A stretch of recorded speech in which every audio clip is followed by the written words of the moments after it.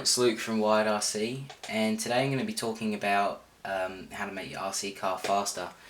And this is a pretty commonly asked question, especially for beginners, and you know, even if you have just bought your first car and maybe had it a while, you just want to have a bit more fun with it. So I'm going to make this a reasonably quick video, or try to, because no one really likes to just sit and watch someone talk for ages. So I'll try and get through things quickly.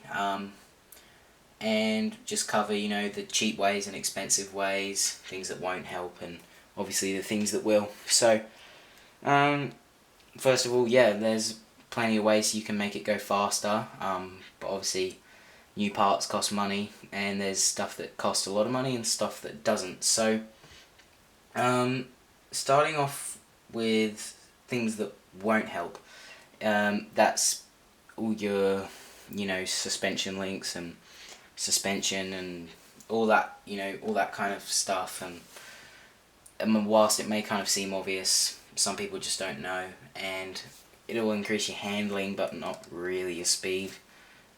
It may kind of contribute overall, because if your handling's better you can go faster, but it's not really directly with speed, so don't go upgrading these bits thinking that you're going to make it go faster. And probably the first thing anyone will recommend, or a lot of people would recommend when you ask how can I make it faster, would be batteries. So this one is a Lipo battery, and there's the Lipo battery, nickel metal hydride batteries. I think there's all sorts of batteries, and basically a lot of cars come with nickel metal hydride, which are kind of a cheaper battery with not as good performance, and they have all their ins and outs and ups and downs, but I'm not going to cover that in this video. There's plenty of stuff on YouTube and the internet for you to have a look at with that, but basically Lipos are better if your car can take it. And then again, there's, you know, all sorts of information about Lipos, so if you can, you want to try and get some Lipo batteries, because they're just going to, for reasonably cheap, you know, they can cost you up to $100, depending on whether your car takes 1 or 2 Lipo batteries. Most kind of faster cars like this one's the Glamis Uno, buggy, kind of designed a bit more with speed in mind. That's gonna, you know, run better with Lipos, and yeah, but that only takes 1, whereas larger cars like the Summit, which I have, which these batteries are actually for, they run 2 just because they're bigger cars.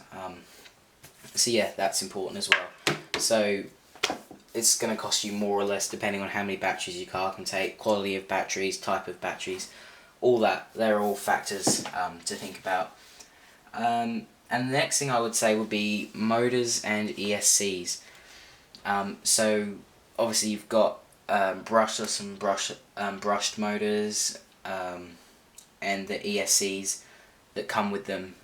You can get combos and you can get motors separately and ESCs separately, but the ESC is basically the electronic speed controller. That's what it stands for, and it you know, is kind of the brain of the car, I guess, that tells the car what to do when you drive it.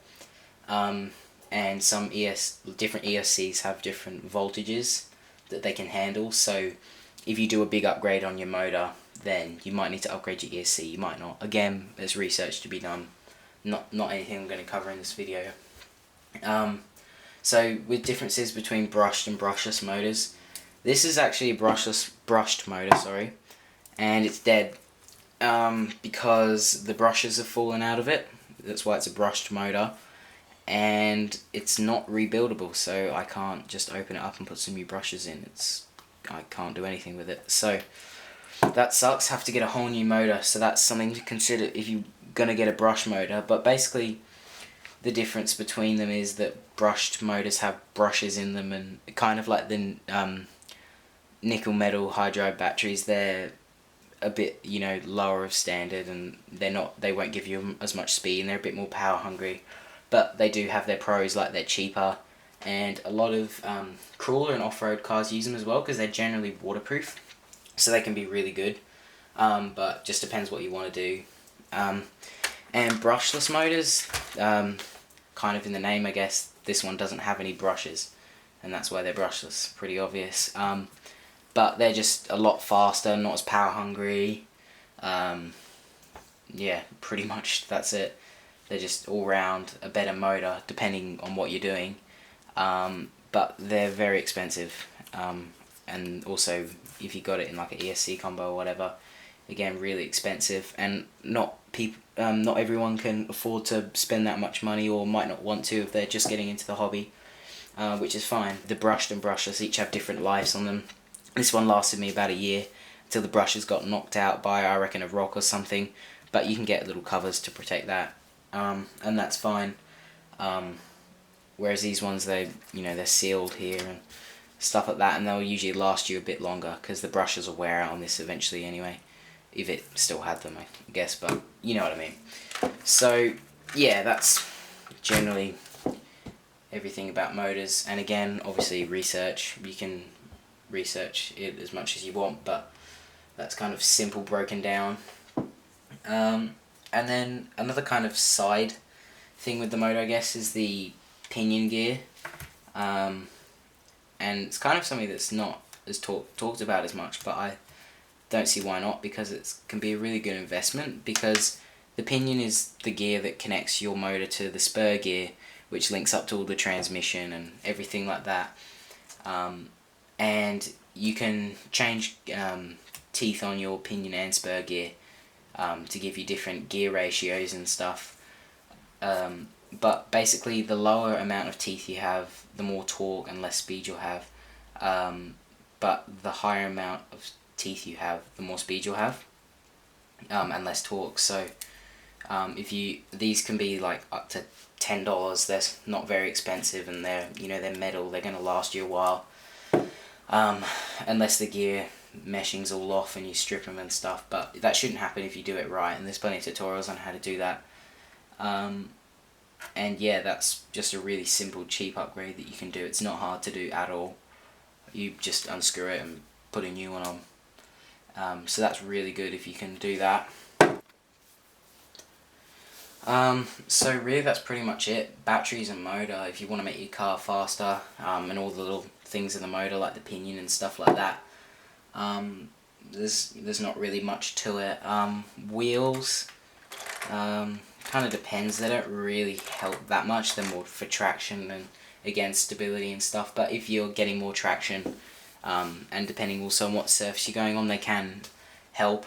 And then also, whether you're two-wheel drive or four-wheel drive, or that's also, would influence your tyre decision as well. And also the chassis.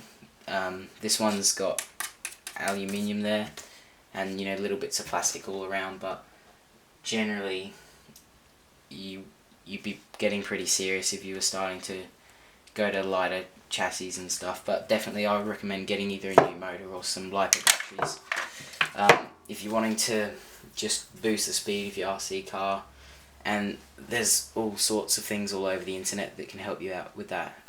So yeah, hope that's helped you with your decision, and you've learned a little bit, and thanks for watching, and remember to rate, comment, subscribe.